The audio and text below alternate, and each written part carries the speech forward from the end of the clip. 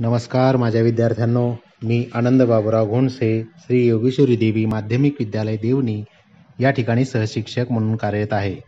आज आपण इयत्ता 10वी विषय मराठी या पुस्तकातील वीरांगना हे स्थूल वाचन पाहणार आहोत. वीरांगनामध्ये अशा 2 स्त्रियांची माहिती सांगितलेली आहे की ज्या खरंच विद्यार्थ्यांच्या मनामध्ये देशभक्ती आणि समाज ऋण याची जाणीव निर्माण झाल्याशिवाय राहणार नाही. हाच या पाठाचा मूळ उद्देश आहे. तर परिचयमध्ये थोडक्यात माहिती या ठिकाणी सांगितलेली आहे. स्वतःचे दैनंदिन कार्य यथायोग्य रीतीने पार पाडत असतानाच सामाजिक बांधिलकी मानणाऱ्या, आपण समाजाचे काही देणं लागतो याची जाणीव ठेवून वेगळी वाट चोखाळणाऱ्या व्यक्ती समाजाला कायमच भूषणावह असतात. प्रस्तुत पाठात देशहित आणि समाजहित जपणाऱ्या 2 वीरांगणांचा परिचय करून दिलेला आहे. अशा 2 वीरांगण्या स्त्री ज्यांनी देशसेवा आणि समाजसेवा हे उत्तुंग उदाहरण किंवा एक आदर्श व्यक्तिमत्व म्हणून आपल्यासमोर या ठिकाणी मांडलेला आहे. अतिशय सुंदर असा धडा आहे. तर आपण सुरुवात करूयात. देशासाठी सदैव शिर तळहातावर घेणारा वीर सैनिक व त्याला तितक्याच प्राणपणाने साथ देणारी वीरपत्नी हे देशाचे भूषण आहेत. नियतीच्या आघाताने खचून जाणे हे वीरपत्नीच्या स्वभावातच नसते. वीरगती प्राप्त झालेल्या कर्नल संतोष महाडिक यांच्या पत्नी स्वाती महाडिक यांचा निर्धार उभ्या महाराष्ट्राला अभिमानास्पद आहे. तर अशा या संतोष महाडिक यांच्या पत्नी स्वाती महाडिक यांचा एक आदर्श आपल्या डोळ्यासमोर किंवा महाराष्ट्रासमोर उभा आहे. वीरपतीचे निधन आयुष्यातील सर्वात दुःखद क्षण. परंतु याच वेळी कर्नल महाडिक यांचे सैन्यात राहण्याचे अपूर्ण स्वप्न आपण सैन्यात भरती होऊन पूर्ण करायचं हा स्वाती महाडिक यांचा निर्धार, आपल्या दोन्ही मुलांनाही सैन्यातच पाठवण्याचा त्यांचा निर्धार आणि त्यांच्या पूर्ततेसाठी खडतर प्रशिक्षणातून स्वतःला सिद्ध केलेल्या या वीरांगणेचा हा परिचय तुम्हाला निश्चितच प्रेरक ठरेल. आणि या ठिकाणी आपल्यासाठी खूप प्रेरणादायी अशी ही कथा म्हटलं तरी चालेल. माणसाच्या आयुष्यात दुःख हे येतच असतात, पण असे काही दुःख असतात की ते दुःख भरून निघत नाहीत आणि त्यावरही मात करून या स्त्रीनं वेगळा इतिहास या ठिकाणी घडवून दाखवलेला आहे. तर हा परिचय आपल्याला या ठिकाणी स्वाती महाडिक यांचा घ्यायचा आहे.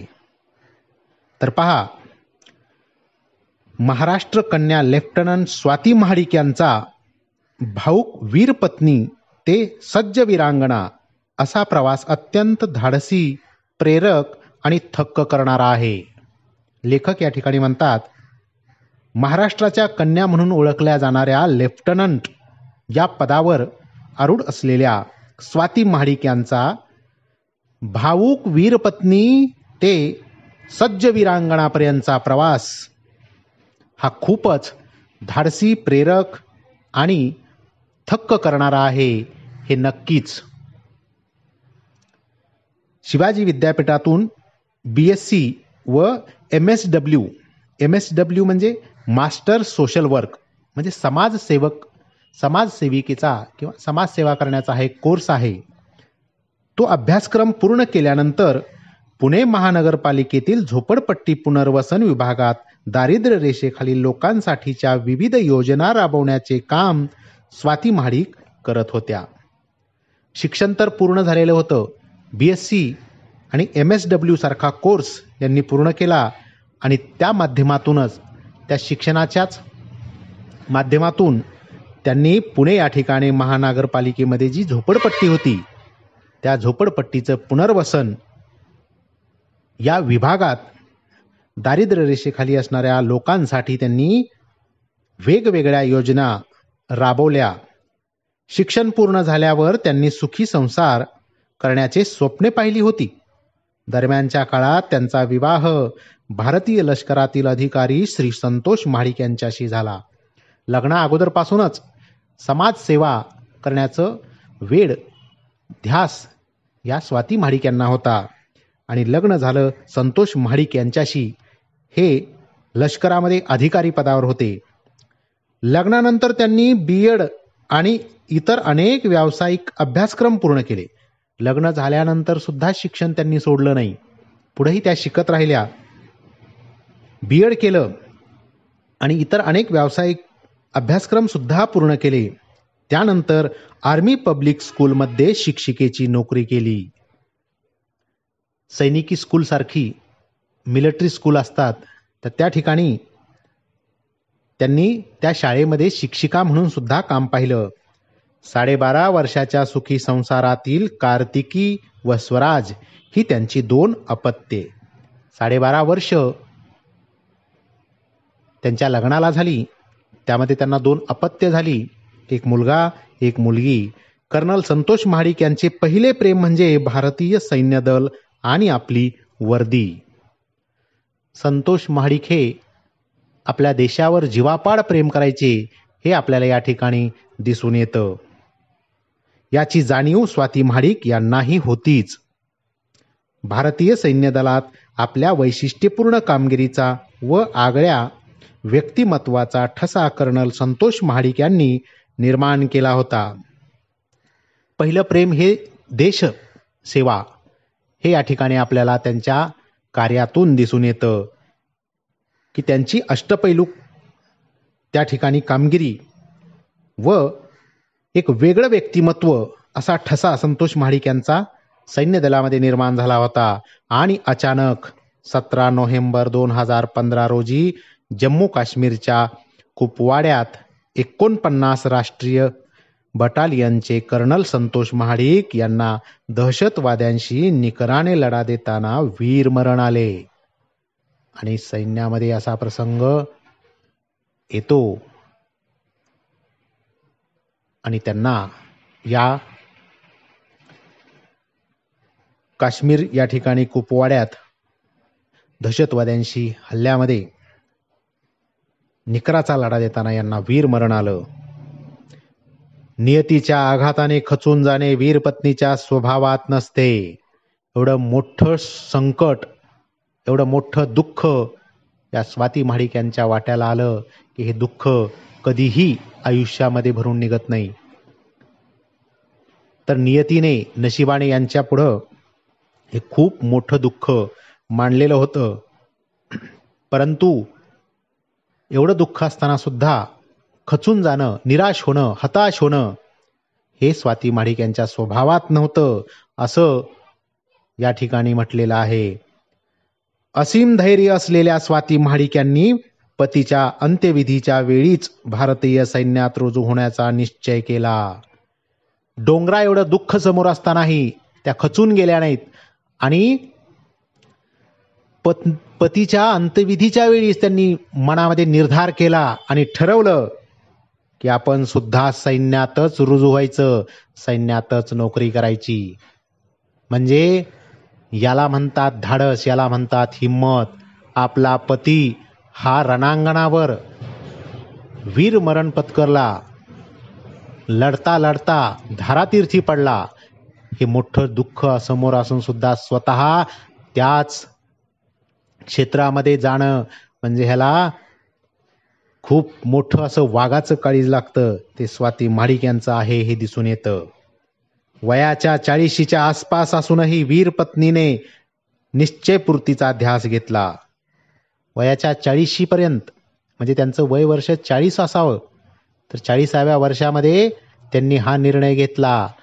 त्या वयात हा निर्णय घेणं म्हणजे खूपच जोखमीचं आणि धाडसी असं कार्य त्यांनी केलं. त्यासाठी विशेष परवानगी घेऊन प्रयत्नपूर्वक वयाची अट शिथिल करून घेतली. असं कधी घडलं नव्हतं किंवा 40व्या वर्षामध्ये कुणी पदार्पणही केलेलं नव्हतं. मग विशेष परवानगी त्याला घ्यावी लागते आणि त्या परवानगीच्या माध्यमातून त्यांनी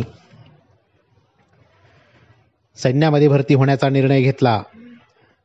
स्टेट सिलेक्शन बोर्डाची परीक्षा पहिल्याच प्रयत्नात उत्तीर्ण होऊन स्वाती महाडिक यांनी शारीरिक व वैद्यकीय चाचण्याही यशस्वीपणे पार पाडल्या. परवानगी घेतली आणि त्यानंतर स्टेट सिलेक्शन बोर्डाची परीक्षा सुद्धा पहिल्याच प्रयत्नात पास झाल्या. आणि त्यानंतर शारीरिक वैद्यकीय ज्या काही चाचण्या असतात त्या सुद्धा यशस्वीपणे पूर्ण केल्या. त्यातून त्यांची निवड ऑफिसर्स ट्रेनिंग अकॅडमी चेन्नई येथे झाली. सर्व एका एका टप्प्यानं ते पुढं जात होत्या. आता ट्रेनिंगची वेळ आली आणि चेन्नई अकॅडमीमध्ये त्यांची या ठिकाणी ट्रेनिंग होणार होती. तेथे त्यांनी 11 महिन्यांचे अतिशय खडतर प्रशिक्षण पूर्ण केले आणि 9 सप्टेंबर 2017 रोजी लेफ्टनंट म्हणून लष्करात त्या दाखल झाल्या. याला म्हणतात निर्धार, याला म्हणतात निश्चय. माणसानं कोणत्याही वयामध्ये केव्हाही काहीतरी करून दाखवण्याची सकारात्मक विचारसरणी जर आपल्यामध्ये निर्माण केली तर अशक्य गोष्ट सुद्धा आपण शक्य करू शकतो. याचं हे एक उत्तम आणि आदर्श उदाहरण म्हणता येईल. एवढं मोठं दुःख समोर असताना सुद्धा त्या दुःखावर त्यांनी मात केली आणि यशस्वीतेकडे वाटचाल केली. आपल्या खांद्यावर अभिमानाचे 2 स्टार मिळवले. त्यावेळी त्यांची मुलगी कार्तिकी ही 7वीत तर मुलगा स्वराज हा इयत्ता 2रीत शिकत होता. म्हणजे मुलं सुद्धा घरामध्ये लहान होती. लहान मुलांचा सांभाळ करत करत त्यांनी हे यशाचं शिखर गाठलं. या वीरपत्नीने देशासाठी पतीने केलेल्या बलिदानानंतर खचून न जाता सैन्य दलात भरती होऊन केवळ आपल्या अपत्यांसमोरच नव्हे तर देशातील प्रत्येक स्त्री, प्रत्येक मूल यांच्या समोर एक अनोखा आदर्श उभा केला आहे. त्याबद्दल त्यांचे आई वडील, सासरची मंडळी व मुलांनाही त्यांचा सार्थ अभिमान वाटतो. आणि त्यांच्या कुटुंबांनाच नाही तर संपूर्ण महाराष्ट्राला, आपणा सर्वांना या स्वाती महाडिक यांचा अभिमान वाटला पाहिजे. या आपल्यासाठी आदर्श असल्या पाहिजेत, आपल्यासाठी या आयडॉल असल्या पाहिजेत. स्वाती लहानपणापासून धाडसी होती असे त्यांच्या आई सांगतात. म्हणजे लहानपणापासूनच या बाळकडू यांच्यामध्ये रुजलेलं होतं. पतीच्या मृत्यूनंतर समाजाने त्यांना शिक्षण क्षेत्रात तसेच राजकीय क्षेत्रात मानाच्या अनेक संधी, अनेक सुखासीन आयुष्य देऊ केले होते. परंतु ती सर्व प्रलोभने झुगारून त्यांनी सैन्यात भरती होऊन पतीचे पहिले प्रेम जिवंत ठेवण्याचा धाडसी निर्णय घेतला. या ठिकाणी लेखक सांगतात, ज्यावेळेस त्यांचे पती वारले त्यावेळेस इतर क्षेत्रातील अनेक ऑफर, संधी त्यांना घरी चालून आल्या होत्या. त्यांचं आयुष्य सुखानं समाधानानं त्या जगल्या असत्या. परंतु त्यांनी ही प्रलोभने नाकारली आणि आपल्या पतीचं पहिलं प्रेम देशसेवा याला त्यांनी प्राधान्य दिलं आणि सैन्यात भरती होण्याचा निर्णय घेतला. त्याच वेळी पित्याचे छत्र हरवलेल्या आपल्या दोन्ही मुलांना सैन्यातच पाठवणार हा स्वातीताईंचा निर्धार हे देशप्रेमाचे, जिद्दीचे मूर्त रूप आहे. त्यांनी स्वतः तर सैन्यात भरती होणार हे ठरवलंच होतं, परंतु भविष्य काळामध्ये आपल्या दोन्ही मुलांनाही सैन्यातच पाठवणार हा निर्धार त्यांनी केला होता. याला म्हणतात धाडस, याला म्हणतात हिम्मत. अशा प्रकारची उर्मी प्रत्येकामध्ये यावी हाच मूळ निखळ असा उद्देश या पाठाचा आहे. आपण सुद्धा आपल्या आयुष्यामध्ये काहीतरी वेगळं करून दाखवावं हा पाठ आपल्यासाठी खूप आदर्श आहे. खडतर प्रशिक्षणाच्या काळात आपल्यापेक्षा साधारण निम्मे वय असलेल्या म्हणजे 22-23 वर्षाच्या तरुण मुलींबरोबर प्रशिक्षण घेताना स्वातींचा उत्साह सरत्या काळालाही लाजवणारा होता. आपण पाहतो की 12वी 10वी झाल्यानंतर मुलं सैन्य भरतीला जातात तर त्यांचं वय असतं 22-23. परंतु स्वाती महाडिक यांचं वय प्रशिक्षणाच्या वेळेस 40 वर्ष वय होतं. त्याच्याही पेक्षा 1-2 वर्ष जास्तच असेल. मग त्या तरुण मुलींनाही लाजवेल अशा प्रकारचं प्रशिक्षण त्या घेत होत्या. हे प्रशिक्षण त्यांना खडतर वाटले नाही, उलट त्यांच्या दुःखावर मात करण्याचे ते एक साधन ठरले. अन्यथा या वेदनेतून बाहेर येणे कठीण होते असे त्या म्हणतात. आपण समाजामध्ये राहत असतो. समाजामध्ये जर असा प्रसंग कोणाच्या घरी घडला तर आपण पाहतो की 2-2, 3-3 महिने त्या पती वारलेल्या स्त्रिया घरातून बाहेर निघत नाहीत, रडतात, निराश होतात, सतत दुःखी असतात. परंतु स्वाती महाडिक या इतर स्त्रियांसारख्या रडणाऱ्या नव्हत्या. लहानपणापासूनच धाडस हा त्यांच्यामध्ये एक गुण होता. त्याचाच परिणाम या ठिकाणी आपल्याला दिसून येतो. मुक्कामापेक्षा नियोजनबद्ध प्रवासावर अधिक विश्वास ठेवणे स्वाती महाडिक यांना महत्वाचे वाटते. कारण त्यांच्या मते एखादे मुक्कामाचे ठिकाण कधी येणार याचा विचार करतो तेव्हा ते अधिक खडतर वाटते. ही विचारसरणी स्वाती महाडिक यांची होती. मुक्कामापेक्षा नियोजनबद्ध प्रवासावर त्यांचा अधिक विश्वास होता. मुक्काम म्हटलं की आपलं ध्येय तिथं संपतं. त्यामुळं प्रवास, नियोजनबद्ध प्रवास अशी विचारसरणी या ठिकाणी स्वाती महाडिक यांची होती. जेव्हा आपण त्या प्रवासाचा आनंद घेत मार्गक्रमण करतो तेव्हा तो प्रवास खडतर वाटत नाही. स्वाती महाडिक म्हणतात, आर्मीचे जीवन ही फक्त नोकरी नाही तर तो जीवन जगण्याचा एक वैशिष्ट्यपूर्ण मार्ग आहे. त्यांच्या विचारांमध्ये नोकरी म्हणजे पैसा मिळवण्यासाठी नोकरी नाही, तर जीवनातील आनंद घेत जीवन जगणं हा त्यामागचा मूळ उद्देश त्यांचा दिसून येतो. तेथे शारीरिक क्षमतेपेक्षा मानसिक बल, आत्मबल अधिक महत्वाचे आहे. निग्रही, करारी आणि धाडसी अशा या रणरागिणीचा जीवनाकडे पाहण्याचा सकारात्मक दृष्टिकोन महत्वाचा आहे. स्वाती महाडिक यांचा सकारात्मक दृष्टिकोन खूप महत्वाचा आहे. तर आपल्यासाठी सुद्धा सकारात्मक दृष्टिकोन असणं खूप महत्वाचं आहे. पॉझिटिव्ह थिंकिंग त्याला आपण म्हणतो. प्रत्येक गोष्टीत आपल्या मनात पहिला विचार आला पाहिजे सकारात्मक, ना की नकारात्मक. आपल्या मनात आपण ज्या वेळेस काही एखादा निर्णय घेतो त्या वेळेस पहिल्यांदा आपल्या मनात नकारात्मक विचार येतो. तर तसा न येता सकारात्मक दृष्टिकोन आपण आपल्या डोळ्यासमोर ठेवला पाहिजे आणि त्या पद्धतीनं आपली वाटचाल असली पाहिजे. हे आपल्याला स्वाती महाडिक यांच्या कर्तृत्वावरून, व्यक्तिमत्वावरून दिसून येतं. स्वाती महाडिक म्हणतात, आपण जे काम करतो मग ते कोणतेही असो, त्याच्याबद्दल आणखीन जाणून घेणं, अधिक शिकणं हे जीवनाच्या प्रत्येक टप्प्यावर महत्वाचे असते असे त्या म्हणतात. आणि आपल्यासाठी सुद्धा हा विचार खूप महत्वाचा आहे. आपण सुद्धा या विचारसरणीनं वागलं पाहिजे. पुरुष प्रधान संस्कृती असलेल्या भारतातील अनेक मुलींना व स्त्रियांना सैन्य दलात भरती होण्याची प्रेरणा देऊन वैभवशाली नव्या भारताचे स्वप्न त्या उभे करतात.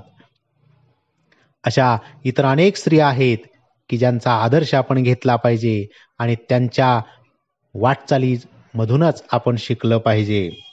पती निधनाचे असीम दुःख बाजूला ठेवून पतीचे अधुरे स्वप्न पूर्ण करण्याच्या हेतूने भारत मातेची सेवा करण्यासाठी सज्ज झालेल्या या वीरांगणेला सादर प्रणाम.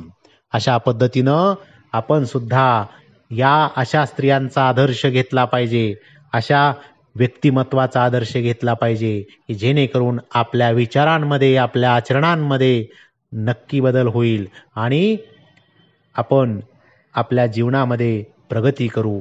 हाच मूळ उद्देश या पाठामागील आहे असं आपल्याला या ठिकाणी दिसून येतं.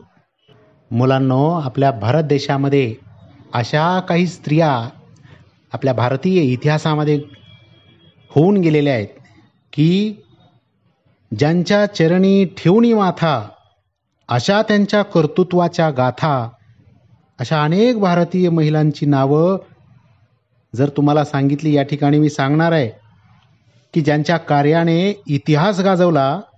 अशा प्रेरणादायी भारतीय महिला आहेत की ज्यांनी वेगवेगळ्या क्षेत्रामध्ये प्रथम आपलं नाव नोंदवलं नाही तर आपल्या कर्तृत्वाने अजरामर केलं आणि त्यांनी एक आदर्श आणि पुढील पिढीच्या समोर एक आदर्श ठेवला.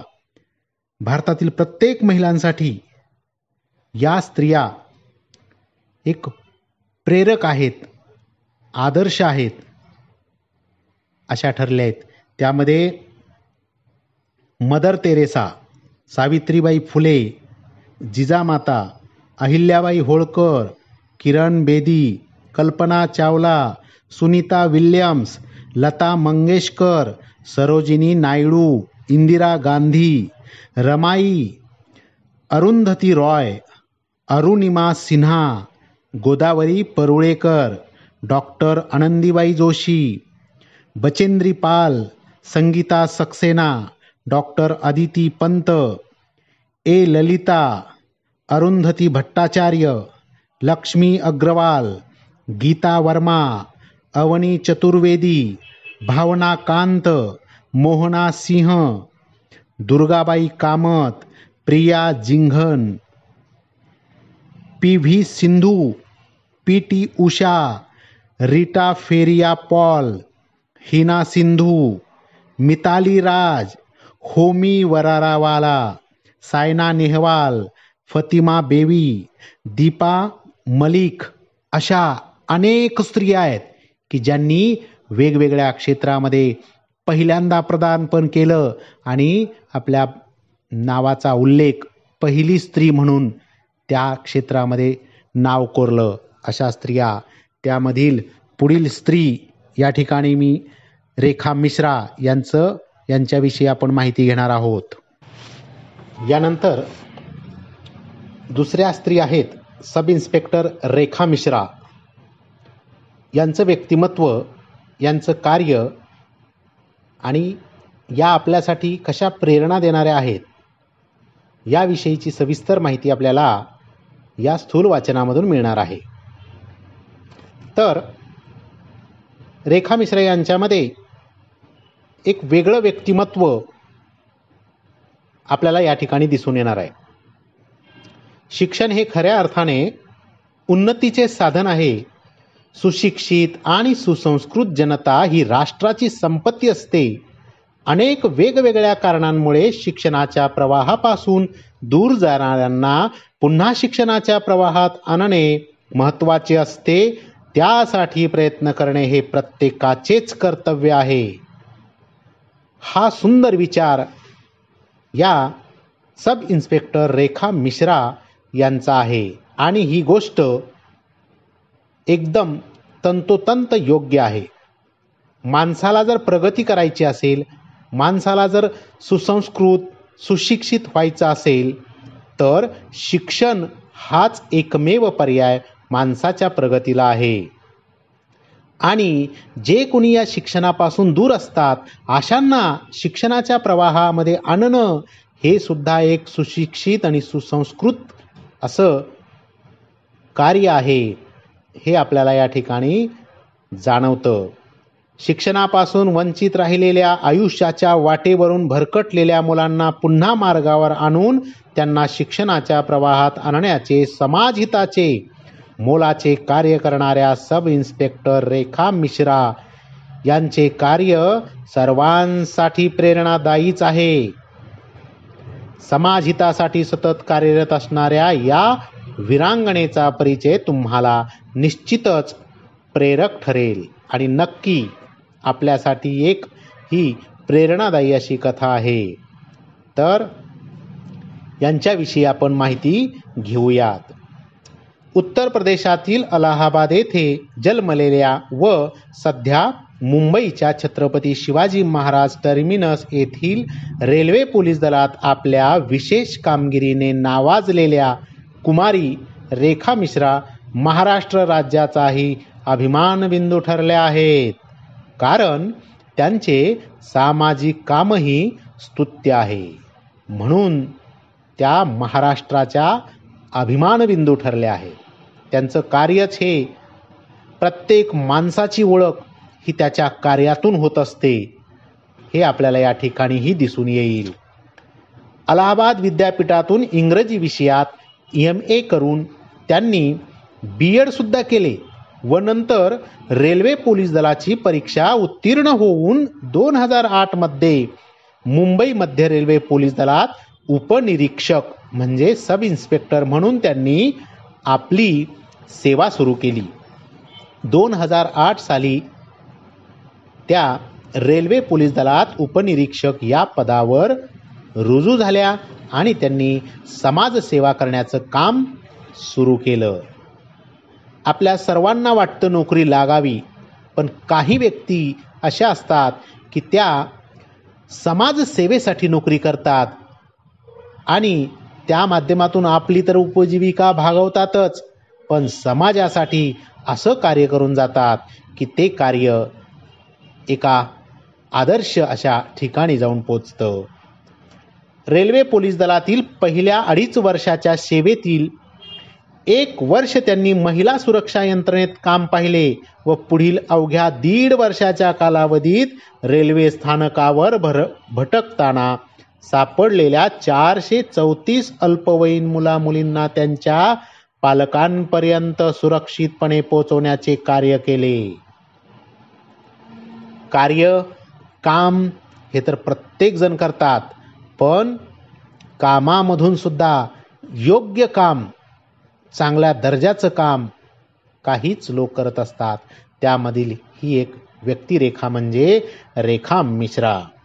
विविध कारणांमुळे स्वतःचे घर सोडून निघून आलेल्या, मुंबईसारख्या मायानगरीत पोहोचलेल्या व भरकटलेल्या या बालकांना योग्य मार्गावर आणण्याचे मोठे कार्य रेखा मिश्रा यांनी केले.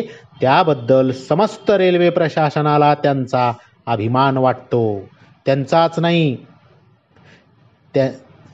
तर फक्त या रेल्वे कर्मचाऱ्यांनाच नाही, तर समस्त भारतीयांना सुद्धा यांचा अभिमान वाटेल अशा पद्धतीचं हे कार्य आहे. 434 अल्पवयीन मुलामुलींना त्यांनी पालकापर्यंत पोहोचवणं हे खूप मोठं कार्य आहे. म्हणजे आज ते 434 मुलं जर भरकटले असते तर त्यांचं आयुष्य तर बर्बाद झालंच असतं, पण त्याबरोबर इतरांचं सुद्धा आयुष्य बर्बाद झालं असतं. पण त्यांना योग्य मार्गाला लावणं, पालकापर्यंत पोहोचवणं हे खूप अमूल्य असं काम यांनी केलेलं आहे. पहिल्याच केसमध्ये घरातून पळून आलेल्या 14 वर्षीय मुलाचे मन परिवर्तन करून त्यांनी त्याला सुखरूप त्याच्या आईवडिलांच्या ताब्यात दिले. पहिलीच केस त्यांच्याकडे आली. 14 वर्षाचा मुलगा तो घरातून पळून आला होता. त्याच्या पळण्यामागचं कारण या ठिकाणी दिलं नाही, पण पळून येणं म्हणजे ही एक विकृती झाली. तर त्याचं मन परिवर्तन करून त्याला सुखरूप व्यवस्थित त्याच्या घरी पोचवणं हे मोलाचं काम त्यांनी केलं. सर्वसाधारणपणे असलेल्या पोलिसी बडगा दाखवण्याऐवजी मुझसे दोस्ती करोगे म्हणत भरकटलेल्या मुलामुलींना आईच्या प्रेमळ हृदयाने सन्मार्ग दाखवण्याचे कार्य त्यांनी केले व त्या करत आहेत. पोलीस म्हटलं की आपल्या समोर सुद्धा एक वेगळं चित्र उभा राहतं. मारणारे किंवा भीतीदायक. पण रेखा मिश्रा या इतर पोलिसांपेक्षा वेगळ्या होत्या. मुझसे दोस्ती करोगे या हेतू पद्धतीनं ते या मुलांना प्रेमानं, मायेनं सन्मार्ग दाखवण्याचं काम करतात. वेगवेगळ्या कारणांनी पालकांशी भांडण करून स्वतःचे घर सोडून पळून आलेली मुले, मुंबई शहराचे व अनेकदा बॉलिवूडचे आकर्षण असलेली मुले, शहरातील पत्ता माहीत नसताना कुठेतरी राहत असलेल्या नातेवाईकांना भेटायला आलेली व चुकलेली मुले, गरिबीमुळे त्रस्त होऊन कामाच्या शोधात मुंबई शहरात आलेली मुले, क्वचित प्रसंगी समाजकंटकांनी अवैध कामासाठी फसवून पळवून आणलेल्या मुलामुलींनाही सोडवण्याचे काम रेखा मिश्रा यांनी केले. वेगवेगळ्या कारणाने, वेगवेगळ्या माध्यमातून मुलं घरापासून दूर जातात आणि वाईट मार्गाला लागतात. तर अशा मुलांना वाईट मार्गाना न जाता त्यांना त्यांचं मन परिवर्तन करून, त्यांना त्या वाईट कामातून सुटका करून, त्यांना व्यवस्थित त्यांच्या घरी पोचवण्याचं काम रेखा मिश्रा यांनी केलेलं आहे. हे काम म्हणजे सर्वसामान्य नाही, तर हे एक आगळं वेगळं असं अमूल्य असं काम आहे. ते या रेखा मिश्रा यांनी केलं. त्यामुळेच कुटुंबापासून दुरावलेली अनेक मुले पुन्हा शाळेत जाऊन नाचू बागडू लागली. त्यांना जीवनानंद मिळाला. एकदा दक्षिण भारतातून अपहरण करून आणल्या गेलेल्या 30 तमिळ भाषिक शाळकरी मुलींना सोडवून घरी पोहोचवण्याच्या कामात रेखाजींना सलग 48 तास ड्युटीवर राहावे लागले. म्हणजे 48 तास, 24 तासाचा एक दिवस, तर 3 दिवस या सतत कार्यरत होत्या. असं मनातून काम करणाऱ्या खूप कमी महिला असतात किंवा खूप कमी व्यक्ती असतात आणि अशाच व्यक्ती आपल्यासाठी आदर्श असल्या पाहिजेत. अथक प्रयत्न करून या मुलींना सुरक्षितपणे त्यांच्या पालकांच्या स्वाधीन करेपर्यंत त्या स्वस्थ बसल्या नाहीत. पालकांच्या घरी त्यांना पोचवेपर्यंत त्या शांत बसल्या नाहीत. असं कार्य या रेखा मिश्रा यांनी केलेलं आहे. एक प्रसंग कथन करताना त्या सांगतात, एक नाही असे अनेक प्रसंग त्यांच्या आयुष्यामध्ये घडत आहेत, घडतात, घडत राहतील. त्यातला एक प्रसंग त्यांनी या ठिकाणी सांगितलेला आहे बघा. त्या सांगतात की फेसबुकवरील गप्पांतील, म्हणजे चॅट आपण त्याला म्हणतो, फेसबुक, व्हॉट्सअप, आता इंटरनेटच्या माध्यमातून खूप जग बदलत चाललेलं आहे. तर या गप्पातील चॅट अनोळखी व्यक्तींच्या मैत्रीच्या शोधार्थ आलेल्या मुलींना समजावून सांगणे व त्यांना सुरक्षित त्यांच्या घरी पोहोचवणे हे तर फारच जिकिरीचे असते. जिकिरीचे म्हणजे अवघड, कठीण असं काम असतं. कारण 14-15 या वयोगटातील भरकटलेल्या मुलामुलींच्या भावभावनांना आवर घालणे सोपे नसते. तुमच्याच वयातील मुलांना त्यांच्या विचारामधून बाहेर आणणं, मन परिवर्तन करणं हे काही साधी गोष्ट नसते, सामान्य गोष्ट नसते. तर अशा मुलांचं मन परिवर्तन करून त्यांना सुखरूप त्यांच्या आईवडिलांकडे पोहोचवण्याचं काम यांनी केलं. काही वेळा प्रेमाने तर काही वेळा कायद्याचे भय दाखवून या मुलांना चुकीच्या गोष्टीपासून दूर करावे लागते. हे मोठे आव्हानच असते. रेखाजींच्या प्रसंगावधानाने ही मुले कोणत्याही गैरप्रवृत्तीला बळी न पडता पुन्हा शिक्षणाच्या प्रवाहात सामील झाली.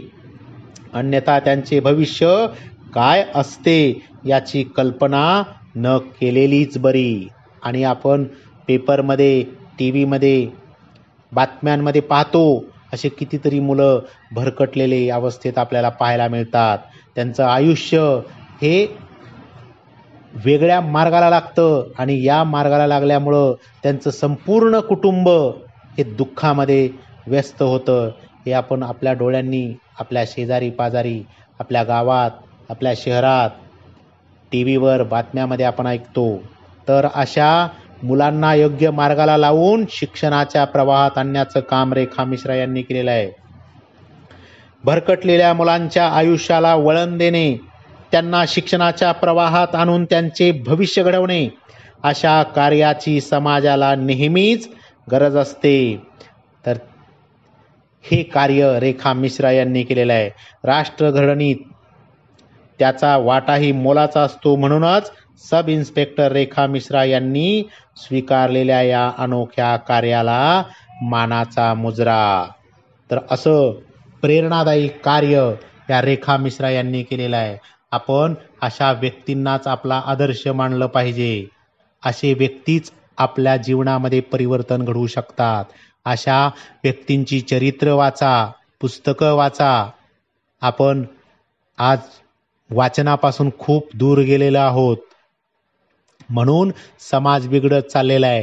टी व्ही, मोबाईल या गोष्टी वापरू नका किंवा पाहू नका असं मी म्हणत नाही, पण याचं प्रमाण कमी करा आणि चांगल्या कामासाठी त्याचा वापर करा. तरच आपण आणि आपलं कुटुंब हे सुखी आणि समाधानी आणि यशस्वी होईल. माझा व्हिडिओ आवडला असेल तर सबस्क्राईब नक्की करा, व्हिडिओला शेअर करा, लाईक करा आणि तुमचे काही विचार असतील तर मला कॉमेंट्सच्या माध्यमातून जरूर कळवा. धन्यवाद.